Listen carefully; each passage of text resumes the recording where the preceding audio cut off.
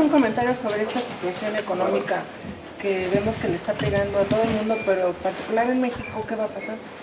Bueno, se ve una condición difícil, puesto que la información internacional, a partir de distintos elementos como la entrada con mucha potencia de Irán al mercado, o digamos una nueva forma de entrar al mercado, pues está generando una enorme incertidumbre respecto a cuál será el precio del petróleo, que seguramente por una nueva masa de activos que meterá Irán tendrá una caída progresiva. No podemos prever en qué magnitud del precio del barril.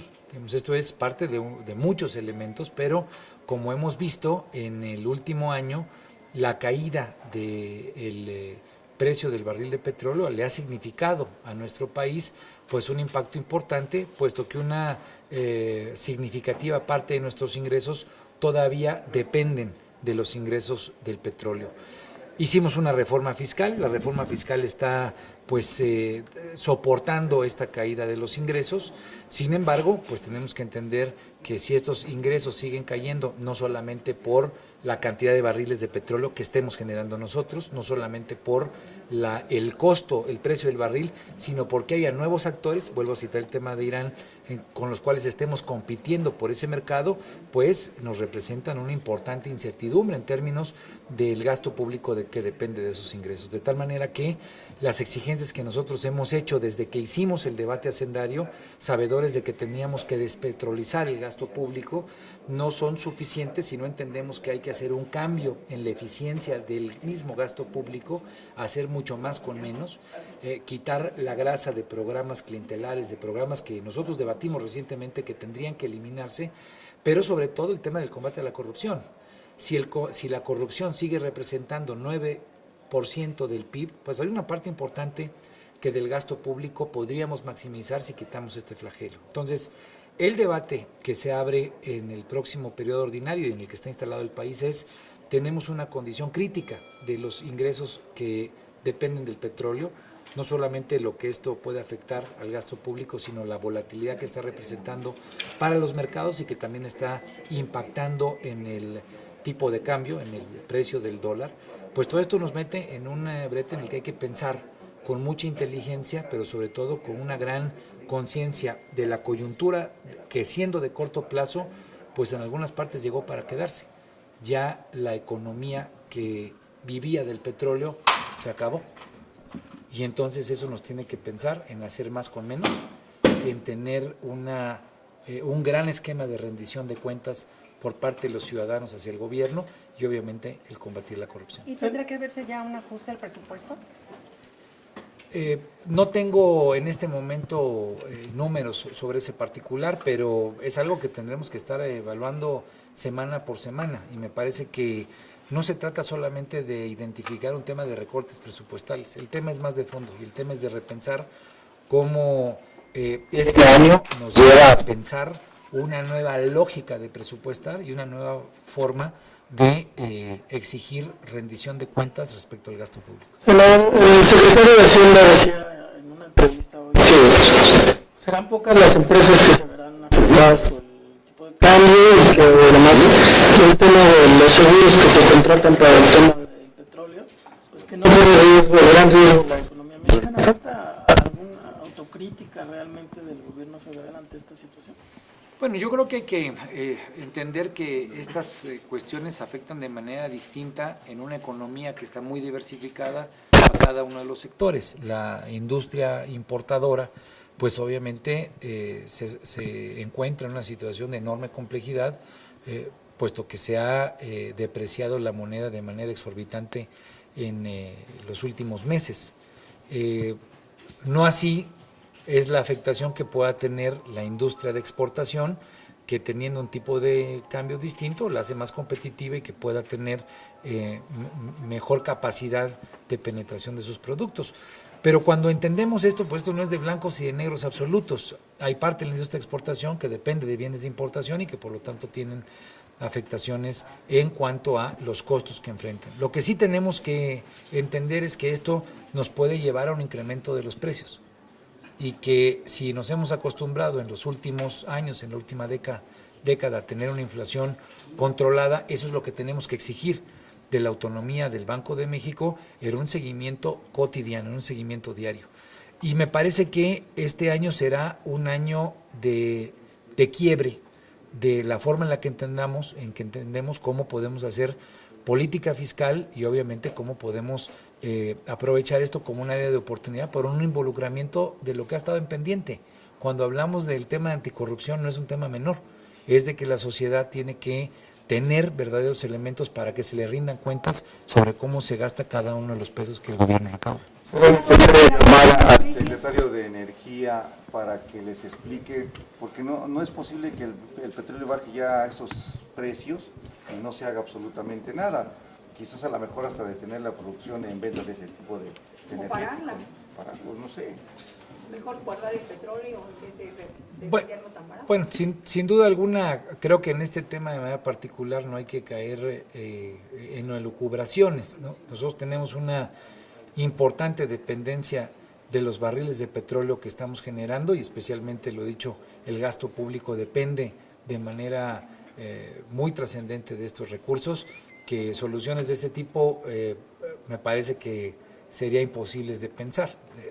El simple hecho de parar la producción es parar una cantidad importantísima de recursos que dejarían de tenerse para un flujo de caja que es cotidiano. Programas, carreteras, educación, pago de maestros, etcétera, dependen de este tipo de ingresos. Pero están regalando el petróleo entonces. Pues es el precio internacional que existe. Entonces, cuando existen ese tipo de planteamientos, la pregunta es ¿cómo hacemos lo mismo? ¿Con qué recursos? Si se deja de vender el petróleo porque se está vendiendo a precio muy barato y quieres seguir gastando lo mismo, entonces tienes que voltear a los ciudadanos y a las ciudadanas, a las empresas, a decirles que vas a incrementar los impuestos. No pareciera ser algo, una solución viable en el corto plazo, ni positiva, cuando lo que tienes es un contexto complejo de mucha incertidumbre. La otra es, tienes que recortar gasto. ¿Dónde lo tienes que recortar? Pues lo tienes que recortar donde hay grasa, donde el gasto es ineficiente, donde el gasto es clientelar. Ahí es donde hay una importantísima área de oportunidad y una necesaria condición si lo que queremos es hacer más con menos. Pero otra, como comentaba, es que con cada peso que se haga realmente lo que se quiere hacer, y por eso el tema de la corrupción y el tema de la rendición de cuentas no son cosa menor.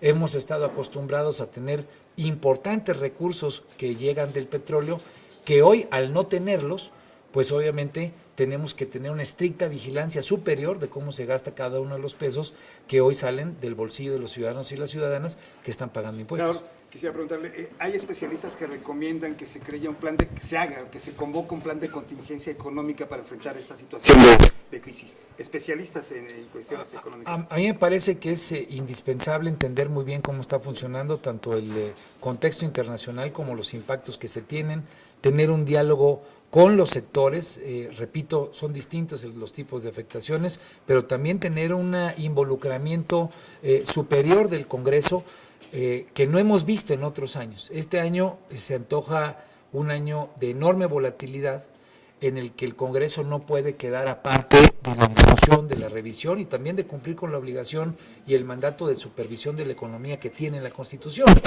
El Congreso hemos estado acostumbrados a que se involucre solamente cuando llegue el paquete fiscal. Hoy tiene que ser pues una cuestión de mandato que hay que cumplir en una revisión diaria de esta volatilidad que estamos enfrentando. ¿Habría este plan de contingencia? Pues si es necesario un plan de contingencia hay que revisarlo y no solamente esperar a que sea una propuesta que venga del Ejecutivo. El propio Legislativo tendría que estar evaluando y pensando y planteando que esta no sea una decisión de coyuntura, sino sea una decisión de un acuerdo mucho más trascendente. Yo veo un año complejo, pero también veo un año de oportunidades. Un año de oportunidades que haya cambios trascendentes en cosas que nuestra democracia no ha logrado avanzar. Insisto de manera importante en la eficiencia del gasto público, quitar el gasto clientelar que hoy es indispensable modificar y que si modificamos, modifica la ecuación de en dónde está el verdadero poder. Si está en los ciudadanos, démosle capacidad de que hay exigencia de rendición de cuentas. Senador, y en el caso de la devaluación del peso, ha sido muy acelerada, muy extendida en los últimos ¿Qué va a pasar? ¿Hacia dónde vamos con este peso tan devaluado? Bueno, durante mucho tiempo se estuvo anunciando la posibilidad de que la Fed incrementara sus tasas de interés. Ese futuro nos alcanzó, ocurrió así, y esto genera pues obviamente flujos de inversiones que cambian, que traían cierta dinámica hacia nuestro país y que hoy encuentran en Estados Unidos pues obviamente un mucho mayor atractivo. Eso hace que haya menos recursos, que haya menos dólares y que el tipo de cambio se deprecie. Al mismo tiempo, cuando tienes una economía que tiene un gasto importante involucrado en términos de recursos que vienen de los barriles de petróleo, esa incertidumbre también tiene impactos en el tipo de cambio.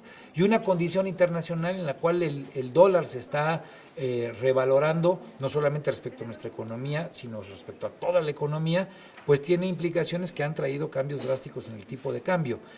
¿Tenemos herramientas suficientes para enfrentar eso en este momento? Desafortunadamente no. Vemos cómo día con día el Banco de México saca subastas importantes de recursos pues que no le tocan un solo pelo al tipo de cambio.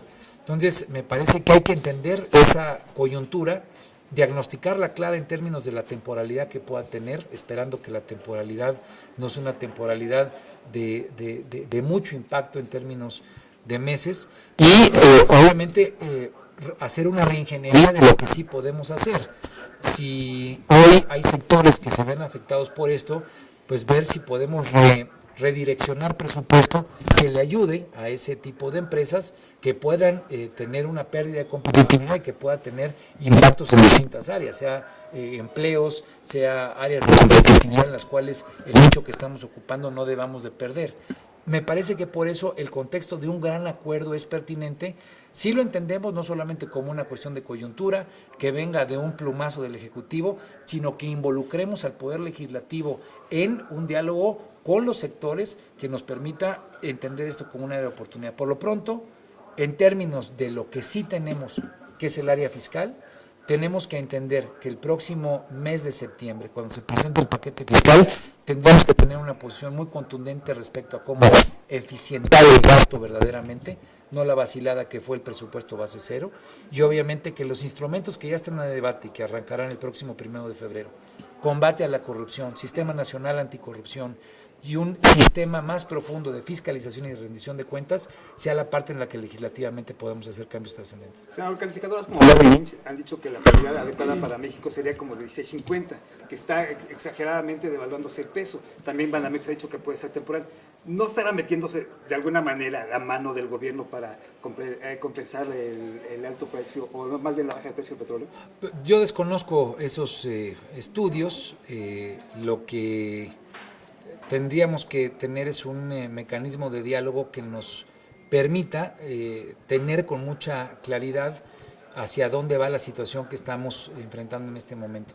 Si fuera un tema de tener una depreciación superlativa para efectos de tener mayores ganancias por cada barril que se vende, pues me parece que estaría siendo un rompecabezas equivocado. No creo en ese tipo de planteamientos, porque ahí donde estés tratando de acomodar, pues tienes desacomodos en otras áreas, tienes desacomodos en la parte de certidumbre país, en la parte de percepciones ciudadanas que te pegan en cuestiones de gobernabilidad. No creo que haya, digamos, una condición tan poco seria por parte del gobierno en ese sentido.